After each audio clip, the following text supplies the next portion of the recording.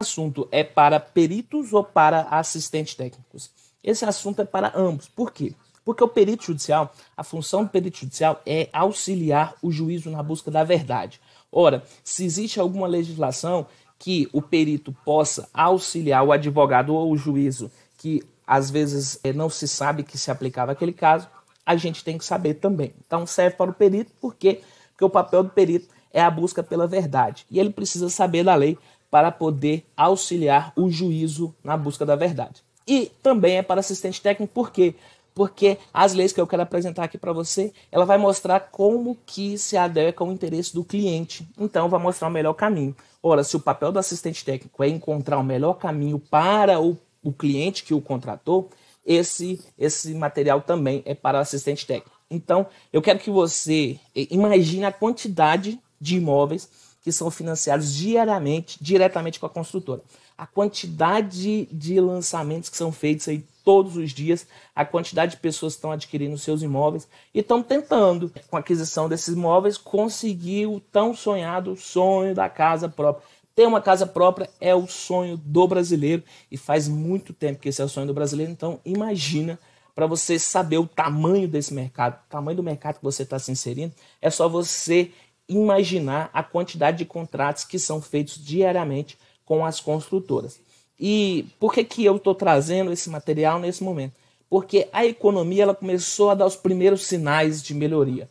E quando a economia começa a dar os primeiros sinais de melhoria, o primeiro setor que abarca esses resultados é o setor imobiliário. Por quê? Porque eu tenho um tempo de construção do imóvel, né? Então, o setor imobiliário já começou a dar sinais de recuperação e, consequentemente, os lançamentos estão sendo refeitos. A gente já está vendo muita propaganda aí das construtoras já sobre essas novas construções. Exatamente por causa disso é importante você saber, porque melhorou a economia, aumenta o número de contratos, aumentou o número de contratos, vai aumentar o número de clientes também querendo ou tirar dúvidas sobre o contrato ou litigar algum assunto que esteja dentro desse contrato, tá? Então, por isso que é importante você também conhecer a legislação afeita a esses contratos. Então, primeira coisa que eu tenho que saber, desses contratos, esses contratos que são feitos diretamente com a construtora, eles são contratos que são feitos fora do sistema financeiro nacional. Por que é fora do sistema financeiro nacional? Porque as instituições, as construtoras, elas não fazem parte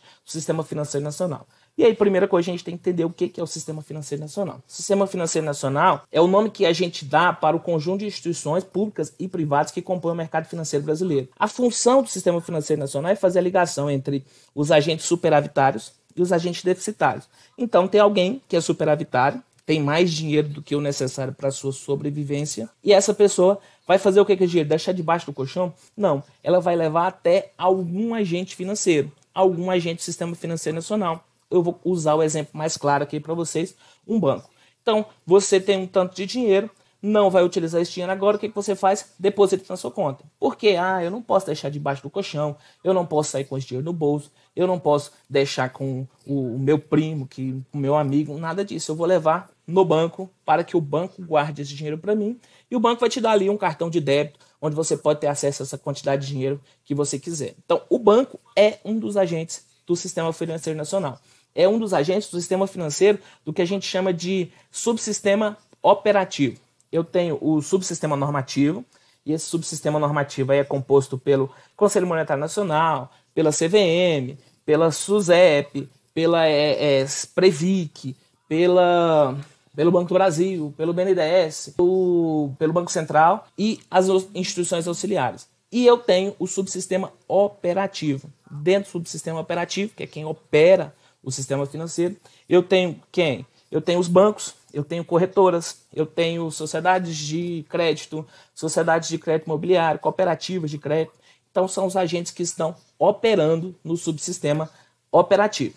Subsistema normativo, CVM, eu tenho lá CVM, eu tenho o Banco Central, eu tenho o Banco do Brasil, que faz parte do subsistema operativo, tenho o BNDES, eu tenho Caixa Econômica Federal, e eu tenho o subsistema operativo, que é composto pelos bancos, pelos corretores e por esses outros demais agentes financeiros.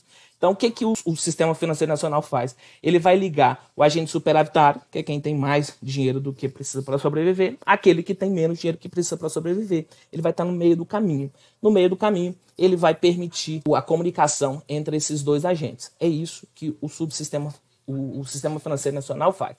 Basicamente, é isso que ele faz. Por que é importante eu entender que as construtoras elas não fazem parte do Sistema Financeiro Nacional? Por algumas coisas assim, que vai mudar o jeito de você observar os contratos que são feitos pelas construtoras. Primeiro, na live que eu falei sobre capitalização de juros, eu falei para você que no ano 2000 foi editada uma medida provisória. Ela foi editada sob o número 1963 de 2000. Essa medida provisória, o STF, ela foi sendo reeditada, é uma briga que a gente tem, todo mundo que atua como perito já sabe dessa história, mas eu vou repetir aqui. Ela foi sendo reeditada 16 vezes. Até a 16ª vez, essa medida provisória falava apenas sobre os depósitos que seriam feitos no Tesouro Nacional. Basicamente isso era o que ela falava. A partir da edição 17, e aí o que aconteceu? O Congresso Nacional, quando tem uma medida provisória, ela tem que ser votada. Porque a medida provisória tem um prazo de 45 dias, que pode ser prorrogado por mais 45 dias. Então, se o Congresso Nacional não votar essa medida provisória perde o efeito e, consequentemente, trava a pauta do Congresso.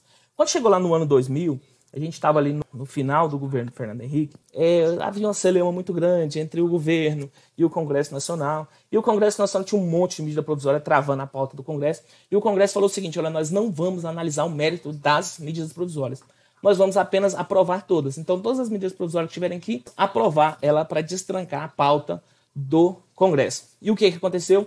Veio essa medida provisória 1963-17 do ano 2000, e ela colocou lá, do nada apareceu lá no artigo 5º dela, falando o seguinte: olha, as instituições integrantes do Sistema Financeiro Nacional, elas podem sim capitalizar juro com periodicidade inferior a 1 ano. Isso aconteceu lá no ano 2000, era o artigo 5º, e essa medida provisória 1963-17 do ano 2000, ela foi reeditada com o número de medida provisória 2170 de 2001. Todo esse material e tudo isso que eu estou falando para você vai estar disponível no material que eu vou disponibilizar no grupo no Telegram também. No link do vídeo vai ter o link, na descrição do vídeo vai ter o link para o nosso grupo no Telegram que vai estar disponível esse material. Então, a medida provisória 1973-17 de 2000, ela foi reeditada sob o número 2170 de 2001. E lá no artigo 5º dessa medida provisória 2170 de 2001, que por inércia do Congresso ela foi transformada, ela passou a ter vigência, está lá no artigo 5º, fala o seguinte: nas operações realizadas pelas instituições integrantes do Sistema Financeiro Nacional, é admissível capitalização de juros com periodicidade inferior a 1 ano. E o mais grave dessa medida provisória é que o STF já julgou que, na época, por causa dessa celeuma que tinha acontecido, o Partido Liberal, na época, hoje Partido da República, ele entrou com ação direta de inconstitucionalidade. A ADI entrou no STF falando: olha, essa legislação ela é inconstitucional, tanto materialmente quanto formalmente. E aí o STF já julgou que a medida provisória 2170 de 2001 ela é formalmente constitucional, ou seja, o Poder Executivo respeitou sim a questão de relevância e urgência exigida pelo artigo 62 da Constituição. Ela respeitou sim, então está plenamente em vigor. O STF julgou que é constitucional a medida provisória 2170 de 2001. Lembrando que ele julgou que ela é formalmente constitucional. Ele não entrou no teor da matéria. Inclusive, a decisão estava marcada para 19 de dezembro de 2019 e foi adiada. Como ainda não retomou a agenda do STF, a gente não sabe quando vai ser julgado esse tema, mas está todo mundo de olho também nesse julgamento do STF aí. Medida provisória 2170 de 2001. É importante a gente saber dessa medida provisória. Por quê? Porque ela não se aplica aos contratos feitos com as construtoras. Por quê? Porque as construtoras não fazem parte do Sistema Financeiro Nacional. Beleza? Então, superamos o nosso primeiro ponto. Medida provisória 2170 de 2001 não cabe para esses contratos feitos com construtoras, visto que as construtoras não são instituições integrantes do Sistema Financeiro Nacional.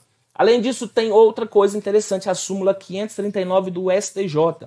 Por que essa súmula 539 do STJ é importante? Porque essa súmula, baseada na medida provisória 1963 de 17, que foi reeditada com esse número 2170 de 2001, ela fala o seguinte, olha, súmula 539 do STJ, é permitida a capitalização de juros com periodicidade inferior à anual em contratos celebrados com instituições integrantes do Sistema Financeiro Nacional.